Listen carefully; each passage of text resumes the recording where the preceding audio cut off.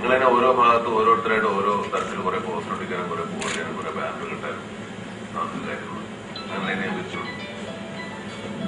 ഓരോ സെൻട്രൽ കമ്മിറ്റിയും ഒരു സ്റ്റേറ്റ് കമ്മിറ്റി, ജില്ലാ കമ്മിറ്റികൾ, താലൂക്ക് കമ്മിറ്റികൾ, പഞ്ചായത്ത് അടിസ്ഥാനത്തിൽ അങ്ങനെ കമ്മിറ്റികൾ ഉണ്ടായിട്ട് അതിനോട് പ്രവർത്തിക്കാവുന്ന ആൾക്കാർ പ്രവർത്തിച്ചാൽ മതി. എനിക്ക് നിർബന്ധമുള്ള കാര്യമില്ല. എന്റെ സിനിമ നിങ്ങൾ 80 പേരെ വെക്കണമെന്നില്ല. ഒരു ആയിരക്കണക്കിന് ആൾക്കാരുണ്ട്. ഇങ്ങനെ ഒരു സംഘടനയായിട്ട് പ്രവർത്തിക്കണമെങ്കിൽ അതിന്റേതായ നിയമങ്ങൾ നിങ്ങൾ മനസ്സിലാക്കണം. ആ ഓരോ സ്ഥലത്തും ഓരോ കമ്മിറ്റി, ഞാനൊരു 5-6 ആൾ പിന്നെ കമ്മിറ്റി, പിന്നെ ഒരു 5-6 ആൾ വേറെ കമ്മിറ്റി, അങ്ങനെ കമ്മിറ്റി ഒന്നും പറ്റില്ല.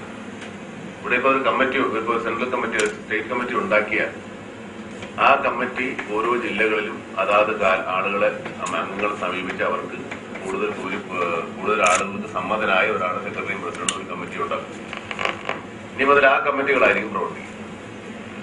ഞാൻ പറയുന്നത് മനസ്സിലാവുന്നുണ്ടല്ലോ. ഓരോ ഭാഗത്തും 2-3 കമ്മിറ്റിയൊന്നും ആവശ്യമില്ല, ഒരു കമ്മിറ്റി മതി. ആ കമ്മിറ്റിയോട് പ്രവർത്തിക്കുക. എല്ലാവരും അംഗത്വം എടുക്കണം. അത് സെൻട്രൽ കമ്മിറ്റിയുടെ സീലുള്ള കടലാസുകൾ മാത്രമേ കാർഡുകൾ തന്നെ വേണം. നിങ്ങളുടെ മെമ്പർഷിപ്പ് സാധാരണ ചിലവിന് 5-10 രൂപ കൊടുത്താൽ 10-15 രൂപ കൊടുത്തിട്ട് മെമ്പർഷിപ്പ് കാർഡ് നമ്മുടെ സെൻട്രൽ കമ്മിറ്റിയിൽ നിന്ന് അല്ലെങ്കിൽ സ്റ്റേറ്റ് കമ്മിറ്റിയിൽ നിന്ന് മെമ്പർഷിപ്പ് കാർഡ് ഉണ്ടാക്കി ഫോട്ടോ ഉള്ള കാർഡ് ഉണ്ടെങ്കിൽ മാത്രമേ ഈ ഫാൻസ് അസോസിയേഷനിലെ മെമ്പർ ആയതുകൊണ്ട് ഇനി മേലെ പ്രയോജനം ഉണ്ടാകാവൂ. അല്ലാത്തവരാരും ഫാൻസ് അല്ല.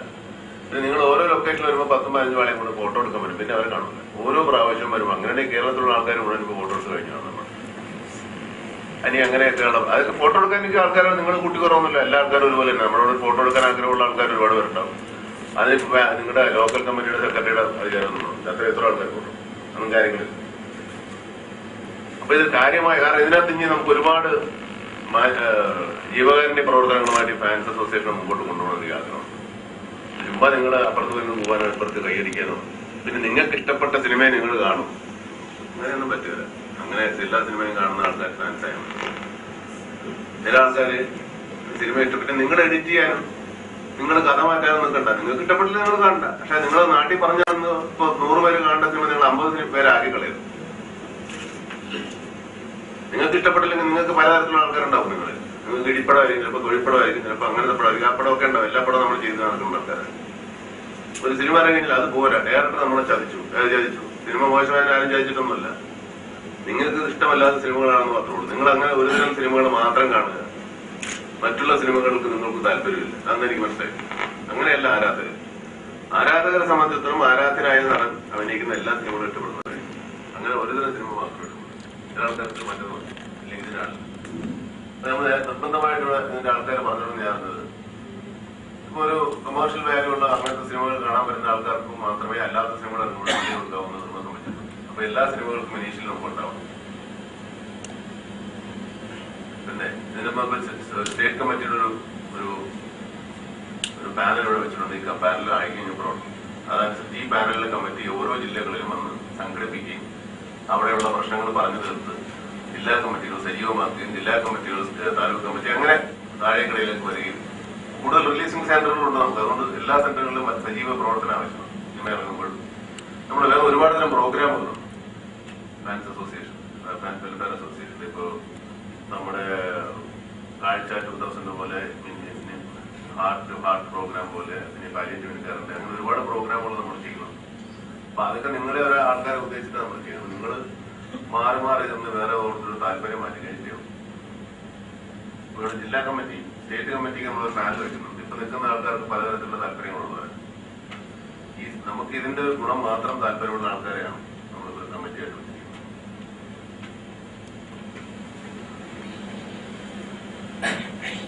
ഇപ്പൊ രക്ഷാധികാരി ലീസേനന്റെ ചന്ദ്രശേഖരൻ നാരായണ പുള്ളി വന്നിട്ടില്ല.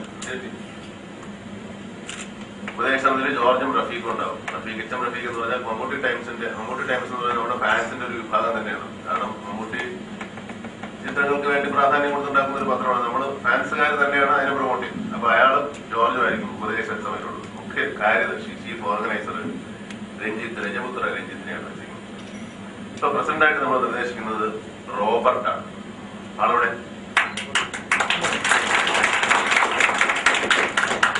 വിരോധം ഉണ്ടാകുന്നില്ല. വൈസ് പ്രസിഡന്റ് മൻസൂർ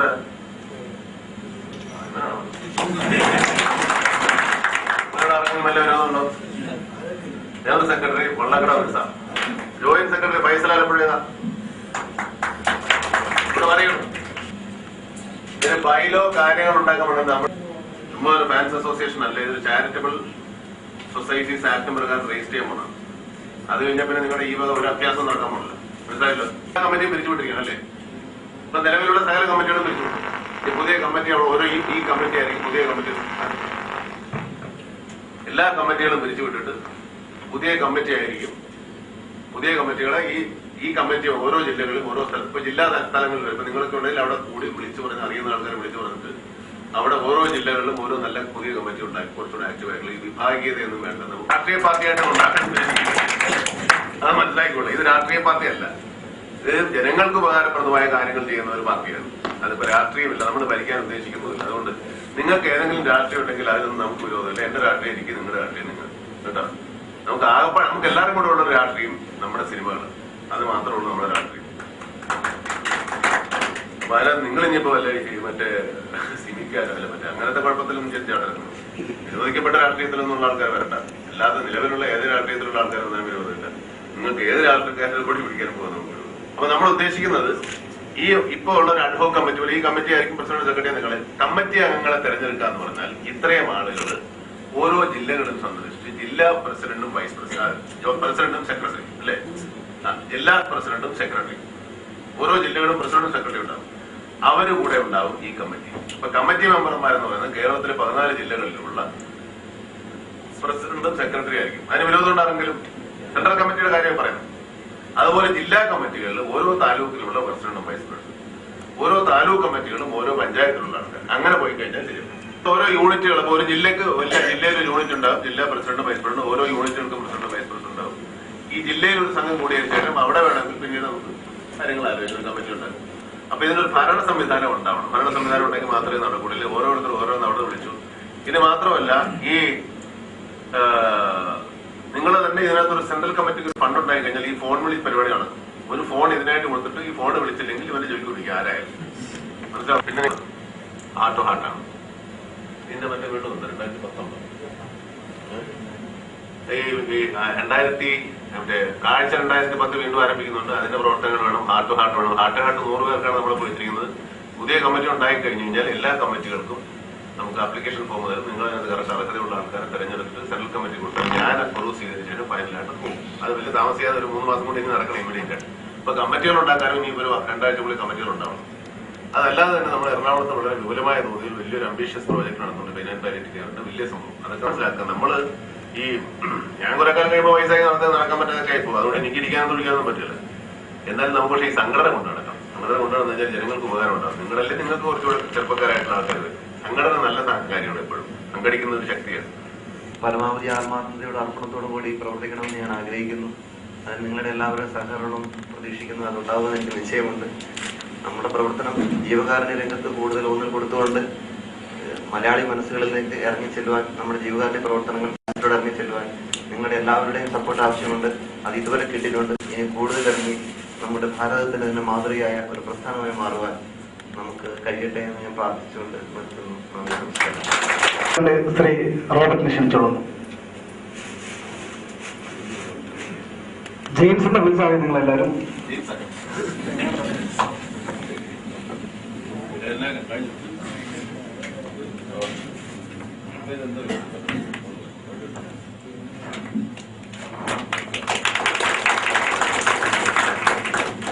അടുത്തായി റസാഖാക്ക് ഒരു പൊന്നാട അണിയിക്കുവാൻ തലമുറന്ന പ്രിയപ്പെട്ട ശ്രീ ജോർജ് ചേട്ടനെ ബൊക്കെ നൽകാൻ ശ്രീ അശോകൻ ക്ഷണിക്കുന്നു.